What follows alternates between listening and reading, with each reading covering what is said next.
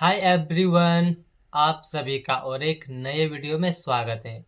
तो दोस्तों, अगर आप भी एक अकाउंटेंट हैं या फिर अकाउंटेंट बनने का तैयारी कर रहे हैं तो आज का वीडियो आप सभी के लिए बहुत ही ज़्यादा इन्फॉर्मेटिव होने वाला है।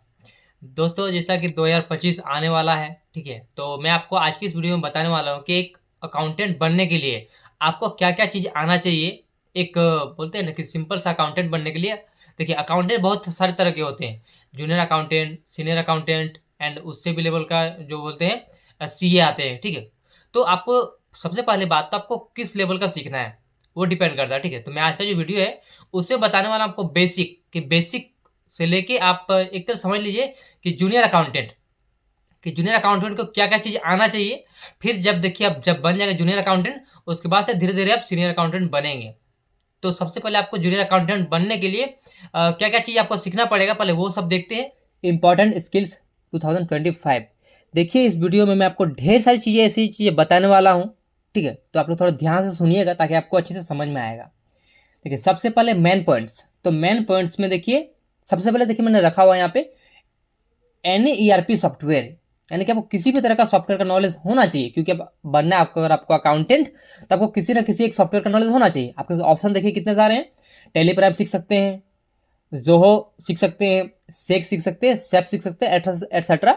ढेर सारे जो है अकाउंटिंग सॉफ्टवेयर मार्केट में है। तो इसमें से आपको किसी एक को सीखना पड़ेगा, जो भी मार्केट में या फिर जहाँ पर आप जॉब करने जाएंगे उसके रिक्वायरमेंट के हिसाब से। तो टेली जो है ऑल ओवर इंडिया में बहुत ज़्यादा फेमस है, टेली प्राइम, क्योंकि इसका जो है फंक्शंस बहुत ही ईजी है, ठीक है। तो ये समझ गए, आपको एक नॉलेज होना चाहिए सॉफ्टवेयर का। Next, basic day to day entries record. अब देखिए, आपको किसी भी जो आप सपोज करिए आपने टेलीप्राइम को चूज किया अकाउंटिंग सॉफ्टवेयर। अब उस अकाउंटिंग सॉफ्टवेयर में मैं आपको डेली जो basic day to day entries को रिकॉर्ड करना पड़ेगा। जहां पर क्या क्या रिकॉर्ड करना है आपको, purchase, sale, received, payment, contra, journal entry, proforma invoice, debit note, credit note. तो ये सब जो होते हैं सारा कुछ आपको यहाँ पे एंट्री करना पड़ेगा अकाउंटिंग सॉफ्टवेयर में। जैसे कि मैंने आपको एग्जांपल दिया टेलीप्रेम, तो आपको वहां पे एंट्री करना पड़ेगा। यानी कि ये सब एंट्रीज आपको अच्छे से आना चाहिए कि परचेज का एंट्री प्रॉपर वे में कैसे करेंगे, सेल का एंट्री प्रॉपर वे में कैसे करेंगे, ठीक है। डेबिट नोट, क्रेडिट नोट, सारा कुछ ये सब आपको डेली जो है बेसिस पे यूज होने वाले ये सब चीजें आ गई। तो आपको ये सब अच्छे से आना चाहिए जो मैंने आपको बताया। नेक्स्ट यहाँ पे बीआरएस, बैंक रिकॉन्सिलेशन स्टेटमेंट। अब देखिए, बीआरएस भी आपको महीने में एक बार जो है मैच करवाना होता है। जैसे कि देखिए, आपने कोई सेल किया, सेल करने के बाद आपके पास कुछ पेमेंट आया, ठीक है। तो पेमेंट कहाँ पे रिसीव होगा, बैंक में रिसीव होगा। तो आपने बैंक में रिसिप्ट का एंट्री पास कर दिया तो आपका बैंक में रिफ्लेक्ट हो गया। वैसे ही अगर आपने किसी से परचेज किया, ठीक है, फिर आपने उसको पेमेंट किया, पेमेंट आप कहाँ से करेंगे, बैंक से करेंगे, तो फिर आपने एंट्री शो कर दिया पेमेंट का, ठीक है। तो जो आपके पास बैंक में जो भी आप एंट्री पास करते हैं पेमेंट का, रिसिप्ट का, तो वो सब जो है आपके बैंक अकाउंट में पर आ जाता है। तो उसको आपको एक बार जो टैली करना होता है महीने में एक बार। जैसे कि आपने ढेर सारे रिकॉर्ड किए, ठीक है। अब महीने के लास्ट में जब बैंक का स्टेटमेंट निकाला जाएगा तो उस बैंक स्टेटमेंट का और जो आपने एंट्री किया टैली में, दोनों को आपको मैच कराना होगा कि आखिर आपने प्रॉपर एंट्री किया है या नहीं किया है।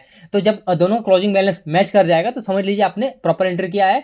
और क्लोजिंग बैलेंस मैच नहीं होता है तो फिर आपको बैंक स्टेटमेंट के थ्रू जो भी एंट्रीज आपने मिस कर दिया, जो एंट्री आपने नहीं किया है, तो उसको आपको टैली में एंट्री करना पड़ेगा। यानी कि बीआरएस के थ्रू आपको जो है आपका जो अकाउंट में टैली में जो अकाउंट चल रहा है बैंक का और जो आपका रियल में बैंक अकाउंट चल रहा है, दोनों को मैच कराने का काम होता है बीआरएस का।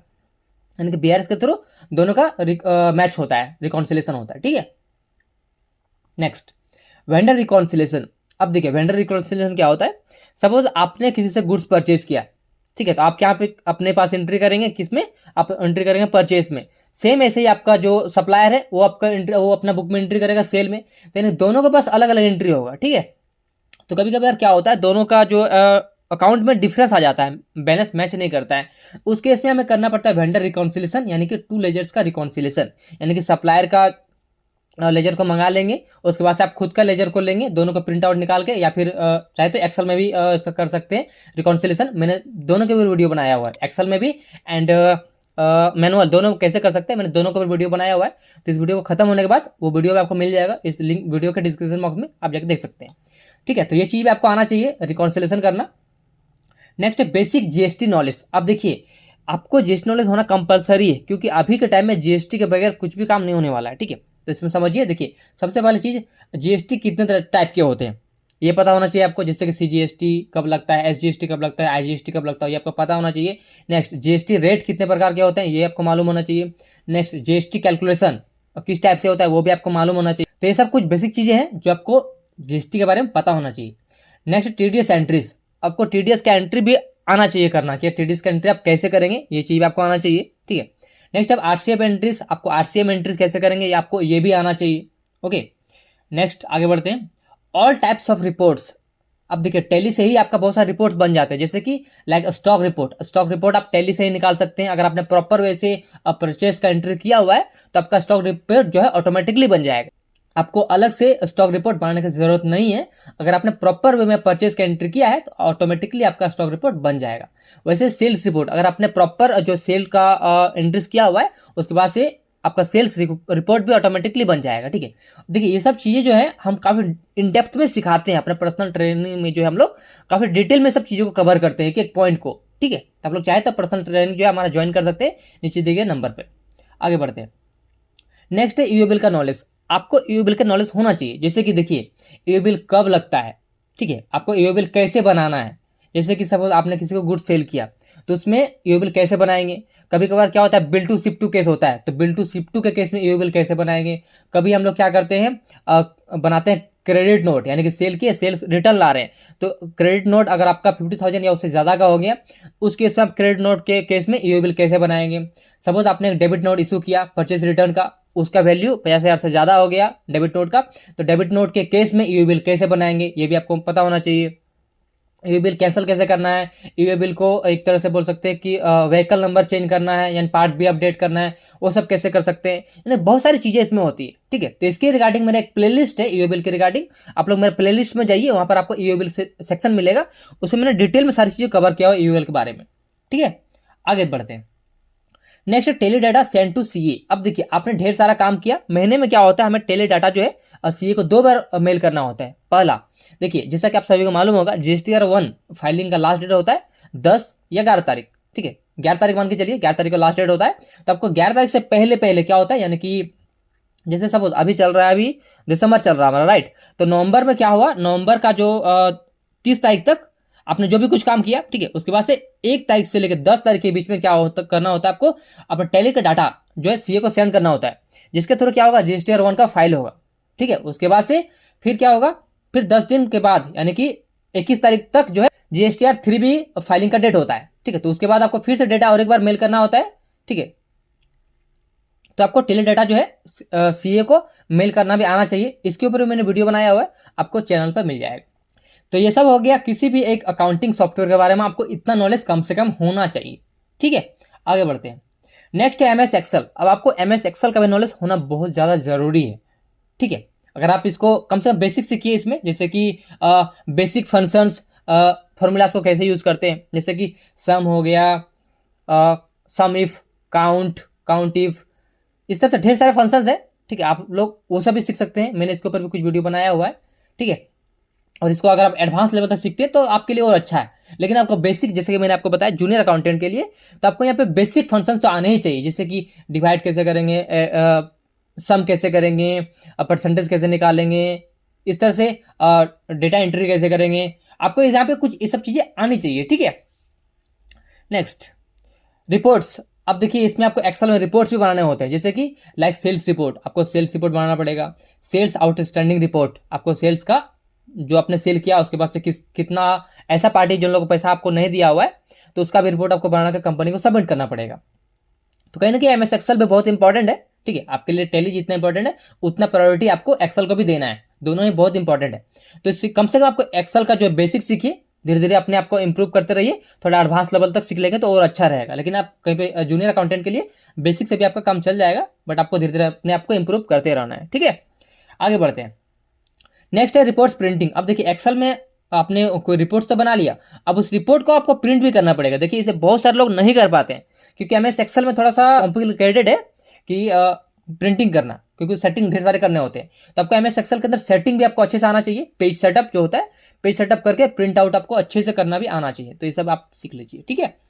नेक्स्ट यहाँ पे एमएस वर्ड। अब आपको एमएस वर्ड को भी थोड़ा बेसिक नॉलेज कम से कम होना चाहिए, क्योंकि देखिए कभी आपको लेटर टाइपिंग करना होगा, कभी आपको टाइम टेबल जो होता है उसको भी टाइप करना पड़ेगा एंड आपको प्रिंट करना पड़ेगा। ठीक है, MS वर्ड का उतना काम नहीं आता है, बट आप बेसिक नॉलेज रखिए जहाँ पर आप लेटर को प्रिंट आउट कर सकते हैं टाइप करके, और टाइम टेबल कोई किसी भी तरह का जो टाइम टेबल हो गया, रूटीन हो गया, उस सबको आप टाइप करके प्रिंट आउट कर सकते हैं। इतना आपको कम से कम आना चाहिए, एंड बेसिक नॉलेज इसका भी आपको आना चाहिए। ठीक है, एडवांस सीख लेंगे तो आपके लिए अच्छा है, बट बेसिक से आपका काम चल जाएगा। नेक्स्ट है ईमेलिंग। अब देखिए, आपको ईमेल आना कंपलसरी है, जहाँ पर आप जीमेल, याहू मेल एटसेट्रा, आप किसी भी मेल को ले लीजिए, लेकिन इंडिया में क्या ऑल ओवर वर्ल्ड में सबसे अधिक फेमस है जीमेल, तो इस पर ज़्यादा फोकस करिए। एंड नेक्स्ट में फेमस है याहू मेल। तब दोनों को कम से कम अच्छे से समझ लीजिए कि दोनों के अंदर, देखिए हालांकि दोनों के अंदर चीज़ें सेम होती है, अगर आप जीमेल को अच्छे से समझ लेते हैं, जैसे जीमेल में देखिए आपको क्या क्या सीखना है। सबसे पहले आपको मेल करना सीखना चाहिए। CC क्या होता है, BCC क्या होता है, ये आपको पता होना चाहिए। ठीक है, CC यानी कार्बन कॉपी, BCC यानी कि ब्लाइंड कार्बन कॉपी, इस सब को आपको अच्छे से आना चाहिए, क्योंकि ये सब इंटरव्यू में पूछा जाता है। उसके बाद से याहू मेल में भी सेम रहेगा, बस आपको चीज़ें कॉन्सेप्ट में समझना है। ठीक है, कि मेल कैसे करेंगे, और मेल जब रिसीव होगा उसको रीड कैसे करेंगे, मेल का रिप्लाई कैसे करेंगे, मेल में किसी भी तरह का फाइल को अटैच करके कैसे मेल करेंगे, वो सब चीज़ें आपको बेसिक चीज़ें आना चाहिए। ठीक है, नेक्स्ट फोटोशॉप। अब देखिए मैंने यहाँ पे फोटोशॉप रखा हुआ है। बहुत सारे लोग बोलेंगे अकाउंटेंट को फोटोशॉप का क्या क्या काम आता है, तो बहुत काम आता है। अगर आप देखा जाए तो इसके आपके लिए बहुत ज़्यादा बेनिफिशियल ये है। और देखिए मैंने इसके ऊपर भी एक वीडियो बनाया हुआ है, क्या एक अकाउंटेंट को फोटोशॉप आना कंपलसरी है, या फिर आने से अच्छा रहेगा नहीं रहेगा, तो इसके ऊपर मैंने एक वीडियो बनाया, देख सकते हैं ये वाला वीडियो। आप लोग अगर इस वीडियो को देख लेते हैं तो आप लोग खुद समझ जाएंगे कि एक अकाउंटेंट को फोटोशॉप अगर आता है तो कितना उसके लिए बेनिफिशियल है। तो इसको भी वीडियो को एक बार जरूर देखिएगा, आपको बहुत कुछ जो है हेल्प मिलेगा, कि एक अकाउंटेंट को फोटोशॉप से भी बहुत हेल्प मिल सकता है। ठीक है, नेक्स्ट मैंने यहाँ पे रखा है basic knowledge of power point. अब देखिए कम से कम आप यहाँ पे पावर पॉइंट का भी एक बेसिक नॉलेज ले लीजिए, क्योंकि देखिए कभी कभार क्या होता है, जैसे हमारा कंपनी में कुछ गुड्स है, ठीक है, तो उस गुड्स का हमें कैटलॉग बनाना होता है। जैसे कि एक बड़ा सा फोटो लगा देंगे फर्स्ट पेज में, फिर नीचे कुछ उसका नाम लिख देंगे, फिर प्राइस लिख देंगे, फिर नेक्स्ट पेज में उसी तरह से करेंगे। तो यहाँ पर आपका जो पावर पॉइंट है बहुत आपका हेल्प करेगा। तो यहाँ पर आप बेसिक नॉलेज अगर पावर पॉइंट का भी ले लेते हैं, जहाँ पर एक सिंपल सा आप एक कैटलॉग बना सकते हैं, या फिर किसी भी तरह का फोटो को चिपका के वहाँ पे उसका रेट लिख सकते हैं, तो आप कंपनी के लिए बहुत ही अच्छा एक तरह से कैटलॉग बना सकते हैं। जो कि अभी देखिए बहुत सारे लोग प्रिंट करवा के निकालते हैं, तो प्रिंटिंग का आपका कॉस्ट नहीं लगेगा, क्योंकि आप यहाँ डायरेक्टली इसको PDF फाइल में बनाकर किसी को भी कस्टमर को सेंड कर सकते हैं। तो यहाँ पर हमारा पावर पॉइंट में बहुत हेल्प करता है, तो ये चीज़ आपका भी बहुत हेल्प करेगा अगर आप सीख लेते हैं तो। इसके ऊपर मैं जल्द वीडियो एक लेके आऊँगा, आप लोग नीचे कमेंट कर दीजिएगा। ठीक है, तो ये था दोस्तों कुछ बेसिक नॉलेज जो कि एक जूनियर अकाउंटेंट को कम से कम आना चाहिए। ठीक है, और देखिए इस वीडियो के बाद भी अगर आपके मन में किसी भी तरह का और भी सवाल है तो आप नीचे कमेंट सेक्शन में हमसे पूछ सकते हैं। बाकी अगर आपको वीडियो अच्छा लगा तो वीडियो को लाइक जरूर करें, चैनल पर नए हैं पहले बार आए हैं तो चैनल को सब्सक्राइब करें, साथ ही बेल आइकन जरूर प्रेस करें ताकि आपको नोटिफिकेशन हमेशा मिलते रहेंगे। तो दोस्तों वीडियो का अंत देखने के लिए बहुत बहुत धन्यवाद, मिलते हैं अगले वीडियो में।